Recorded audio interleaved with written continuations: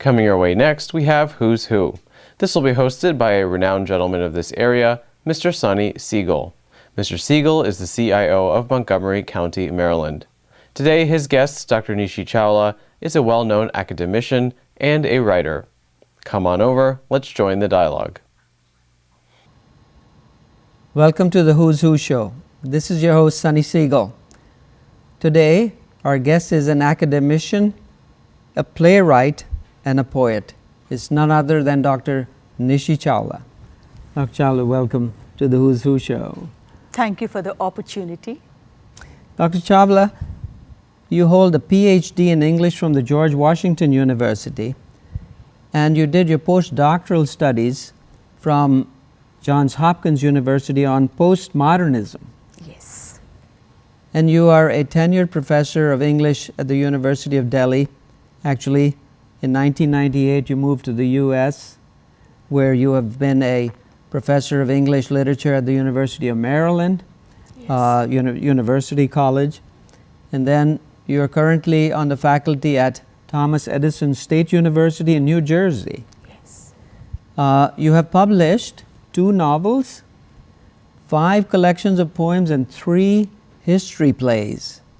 Your 4th poetry, which was a 125-page long poem on the river Ganges, Yes. titled The Ganga, and then followed by your 100-page poem that you're now working on, Yes. The Himalaya. Yes. Can you read an excerpt for our viewers from the poem Himalaya? I'm most intrigued by it. Sure, I would be glad to. A Himalayan poem. This is an excerpt. Actually, these are the concluding lines, so this would fall on page 100. Born, transcend the expanding universe, ascend your heights, the merciful gods beckon, for we see them better, more spectacular, your peaks dusted with snow or covered in elaborate show, a clear perspective where in truth our last steps lead us onward. What is left to overcome, squinting at your lofty observation sight? Let new adventures think what they want. You imply new secrets. An expansion begins as we wrap ourselves in your seeming purple and blue lines of dashes, firm, still, constant as you, sacred. Once gazing at your verticality like a stoplight of multiple centers, your sepia-toned colors adrift in the striving, centeredness, navel-centered beings, high point of cosmic strength. If it means what it means, your vertical bodies staring in silence, eternal. Prophesize, sacrifice, foreshadow. Your kind of prophecies carry an atmosphere of collaborative possibilities, like a new path of dreaming, gleaming, unknowns. Your heights a mirage, like sedately blossoming powers, page turning back, eternity unguarded. Like eternity unguarded, you have worlds out there, sprout innumerable seeds. The bare spaces between your mountainous dreams imply an unclipped sacrality. Follow it always with your intent. Look, eyes that dare, your tumbling rocks cannot hold. Your star-struck gaze is smeared with your milky white nipples, unslept with snow-covered peaks. What nakedness stares down? Is there an afterglow? Like separate lives you would make us wince. So much dignity, we too would rise, or should. Mountains of intention, what elaborate towers would you weave with the gesture of a dare, brilliant force of intention? Or is it invention? The fluidity of a golden eagle. What soaring heights would you move us toward, sage? Or the virtue of what symbol? Thank Wow, you. it's very deep. Thank you for sharing with us. I've never thought of the Himalayas quite in so many different ways, and that was just an excerpt. So this is going to be quite a treat, when published. Thank you for previewing that with us. Thank you. On September 25th, there was the inauguration of one of your plays, known as Kasturba versus Gandhi. Over 400 people, almost 500 people, packed the auditorium to view the play. And it got rave reviews. And what inspired you to actually write this play? Well, I've always been fascinated with women who are willing to overcome odds. The subject piques my curiosity, and I challenge myself to kind of get inside the skin of their psychology. I've often asked myself how Kasturba Gandhi, the wife of the famous Mahatma Gandhi, would have behaved had she been born in the late 20th century as any one of our daughters or our sisters. While Kasturba was certainly not a submissive or a subdued person in any sense of the term, she still managed to earn herself a certain way of being perceived.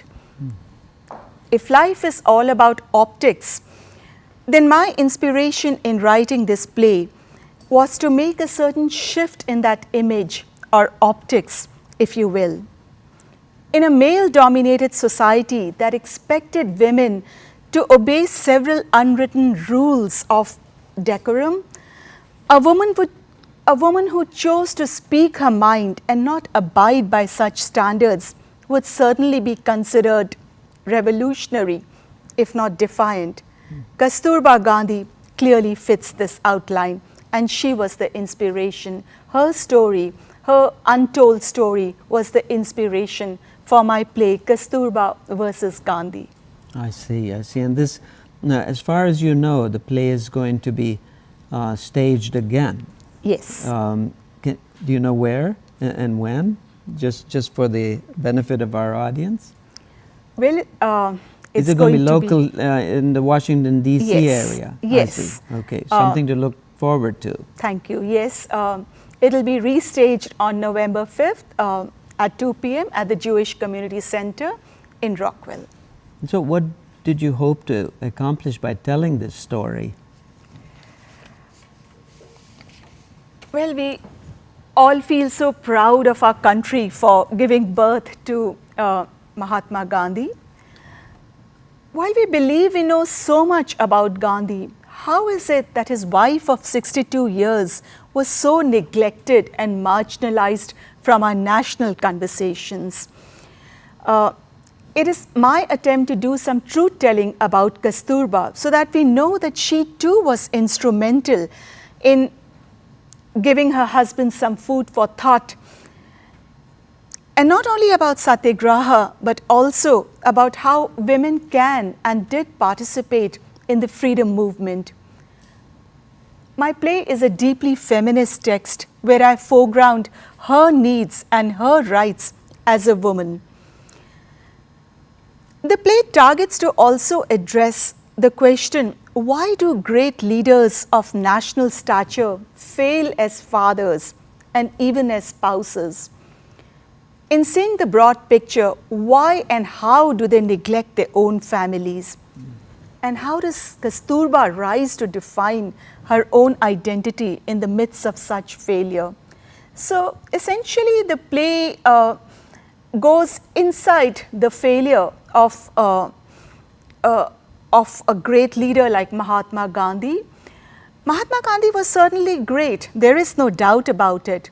But along with he could not understand that his greatness had to coexist with his duties as a father and as a spouse, as a husband. So that failure perhaps led him to perhaps impose his wishes, his desires, and his constantly changing experiments with truth onto his wife as well as his children. And as history would let us know, it did lead to a lot of rebellion within the family. Dr. Chawla, last year you introduced a play, Indira. Indira was also about a relationship between a statesman, a world statesman, Mr. Nehru, and his daughter, Indira Gandhi. Yes. And so how do you convey, how did you mean to convey that relationship in the play Indira? Well, my play did not specifically focus on the father-daughter relationship.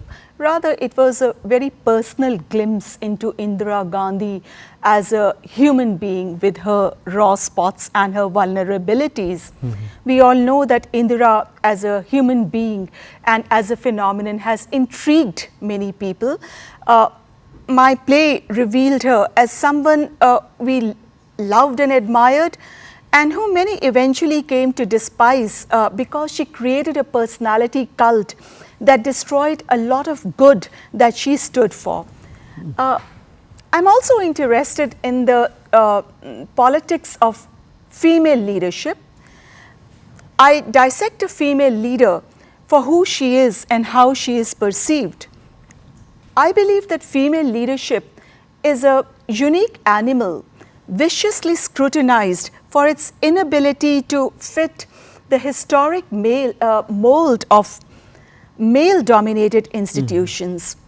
I've tried to make Indira a human being, and in doing so, expose the double standards we apply to women in leadership roles. It's very interesting. I was in the audience in that play, and I was very impressed. You know, and now, of course, it's a real pleasure to be talking with you today on the show. Now, are the plays actually performed in India as well?